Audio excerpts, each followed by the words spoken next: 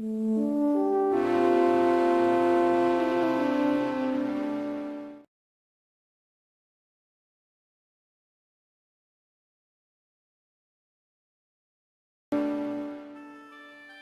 I know I might be a bit late to the whole Mearls Initiative system, but I thought I might as well throw my opinions out there because this is something that's been very, I wouldn't say 50-50, but it's been very obvious in differentiating opinions in the D&D community, because some people are all for it and see this as a great advancement to the initiative system, something that really beefs up the immersion into D&D, whereas the other people claim this to just be trying to overcomplicate the rules, and it's not needed, and it's trying to add realism to where realism is not needed, and it is, as I said, overcomplicating things for what should be a simple system.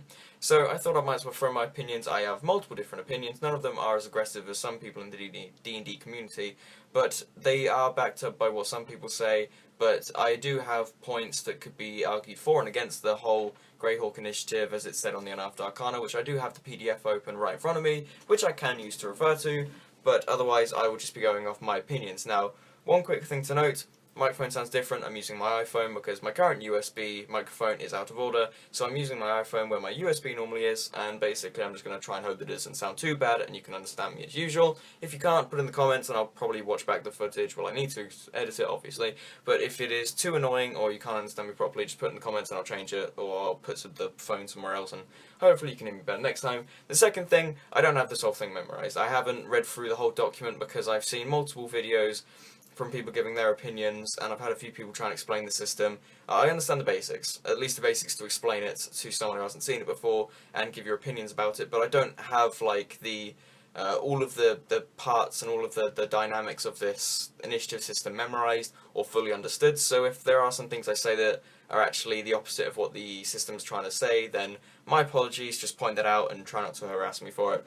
But anyway, let's get on to it. So the whole point of this is to take away the predictability of usual D&D initiative. So the usual D&D initiative, if you don't already know, is a d20 plus your dex modifier.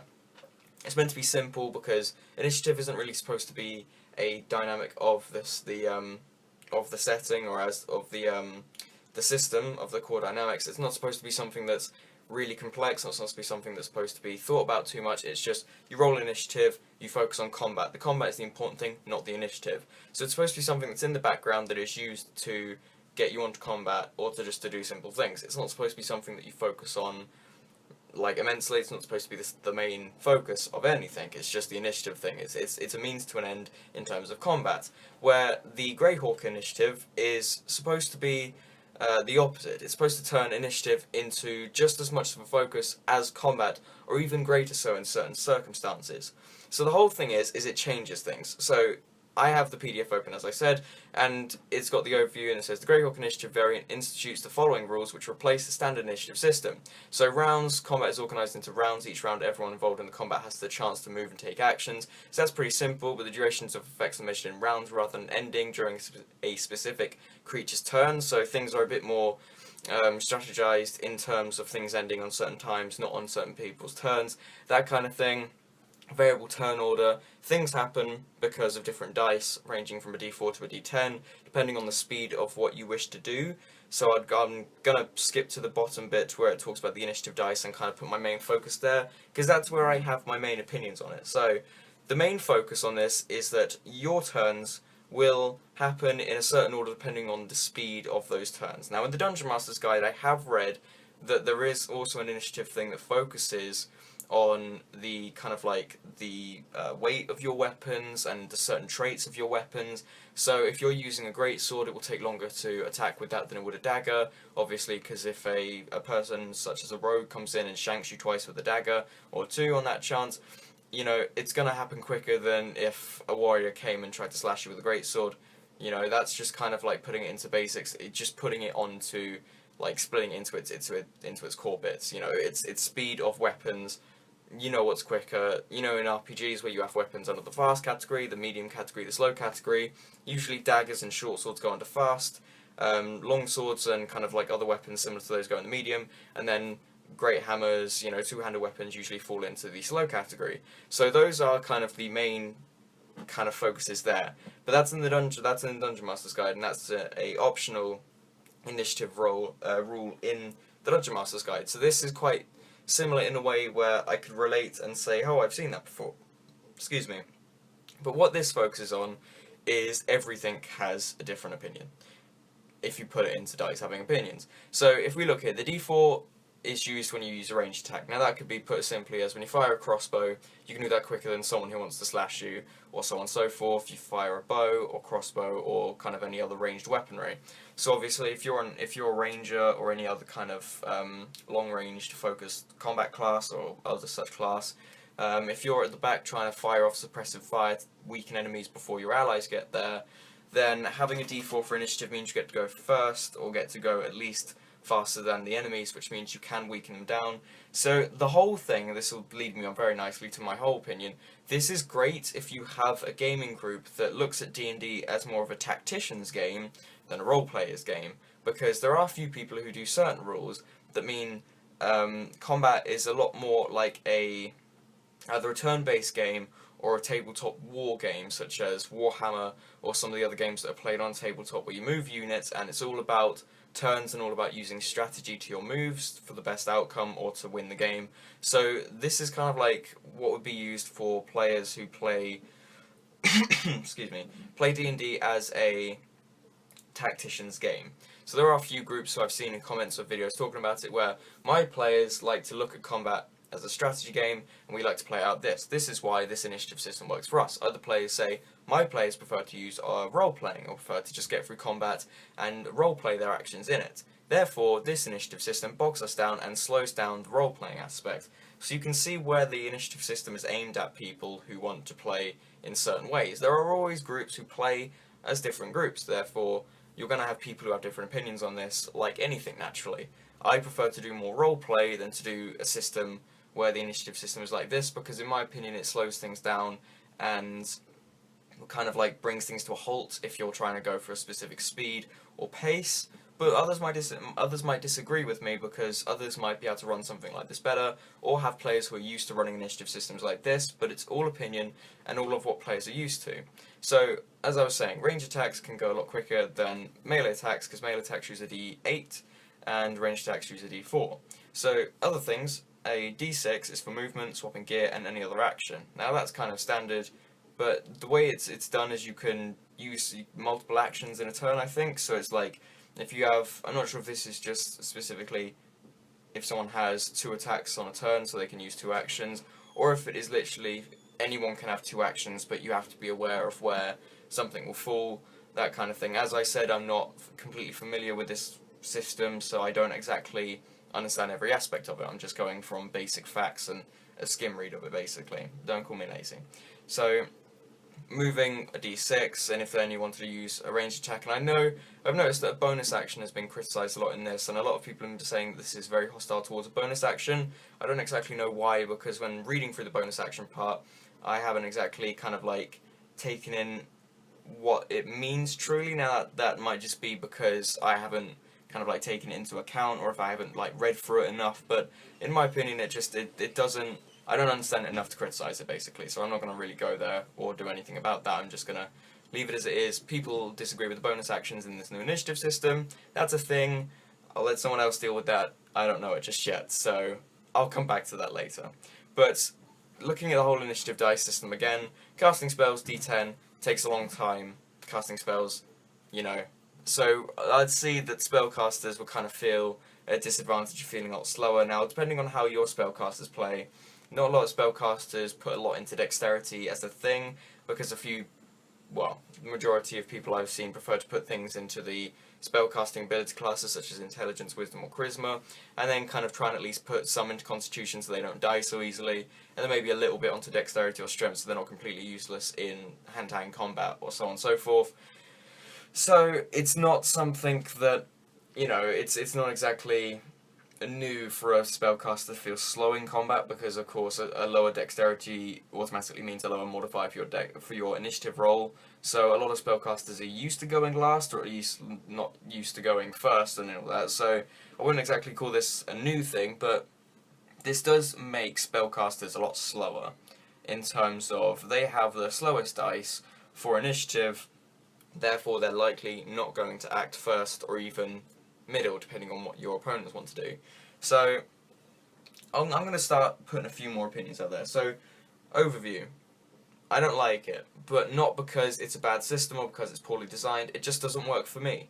Now that's, that's normal. If it doesn't work for me, it doesn't work for me. There isn't exactly much I can do about that. You can't force someone to enjoy a genre of film they don't like. You can't exactly force someone to roleplay in a way they don't like, or to actually play a D&D in a way they're not used to, such as forcing a roleplayer to be a tactician, or a tactician to be a roleplayer, or kind of any other situation. So it doesn't work for me because with my gaming group, I could see it overcomplicating things, and because my gaming group aren't familiarized completely with the rules, as they don't have the books, they just rely on me running the rules correctly so that they can play the game. They haven't familiarized themselves with the rules enough to kind of like understand this completely where they could get on it straight away. I could see this as overcomplicating everything and slowing it down to a grinding halt, which would really kind of put them off combat or even just put them off the game in general. So it's very kind of poorly designed for a player like me or a DM like me. So I wouldn't use it, but I can see why some would. As I said, a tactician's group that would prefer on combat that's more strategized, like a turn-based game or so on and so forth, they would see this and probably love it because it adds that depth they've always wanted to combat, or it adds kind of like an at least semi-official depth to combat that's made by, obviously, Mike Mearls. It's not just a stranger, so this is something that some could rely on with a certain kind of like expectation of like, what's the word I'm looking for? Functionality, I think. It's something from someone who's not just throwing crap into the world, basically. It's someone who knows what they're doing, to a certain extent, I hope. So, it's enough to Arcana. It's not complete mumble-jumble, it's semi-mumble-jumble. So, it works for those players, but it doesn't work for me. Those are the two main opinions out there. It doesn't work for me, but it works for someone else, or it works for me, but it doesn't work for someone else. So, was that the same thing? I can't remember. God, I'm dying right now. But there are a few people who really have criticised this to the kind of like to its core, like not just criticising the initiative system, but going on even further to criticise Mike Mearls or kind of insult him. You're always going to get that. It's the internet. It's the birthplace of morons, and it's where people enjoy being anonymous on the internet to the extent where they can call people a moron and then giggle behind their keyboard. It is the birthplace of immaturity, basically. So you can expect that kind of stuff. It's the internet. So basically, I don't have kind of any expectations from people who choose to criticize Mike Mearls for having an idea, but it's fact there are people who disagree with it, mainly because that thing is different, and because it's different, I'm going to criticize the person who made it for being wrong, because anything that's not mine, or anything that is not familiar to me, is wrong, and therefore the person who made it is stupid. That's basically the mindset of some people out there. Not saying everyone thinks that, not saying if you disagree, you're a moron, baby wavy who does that kind of stuff and has that mindset. I'm just saying that those people exist and that you should be aware of those people existing. If you are, fantastic, you're, a 2017 internet user. If you're not, well then you should probably look up trolls and you should probably look in the most comment sections of most videos nowadays, because differentiating opinions don't go down well with the internet. So, enough of, arguing against the internet and saying how stupid people are. The initiative system doesn't work for me, works for some people else. That's kind of the whole grip of it. Now, I can understand how this adds a cool depth to combat, because it's, it's something that's new, it's different. It adds that level of depth that might not usually be in someone's game, but I can see adding different kind of like aspects to it. I know I saw a comment somewhere, I can't remember where for the life of me, but it was basically saying how, there's the part where a healer want to heal the warrior, or can use that aspect because they know that, the warrior can run up to the enemy and stand there and do nothing, because he knows that before the enemy's turn, or before their next turn, it's the cleric's turn who can heal that warrior, so that warrior can instantly just slay down the enemy. Now, some people say it's annoying because it's metagaming, but it's done, it's putting strategy into the game where it probably wouldn't necessarily be needed, or it's just doing something that some people don't like.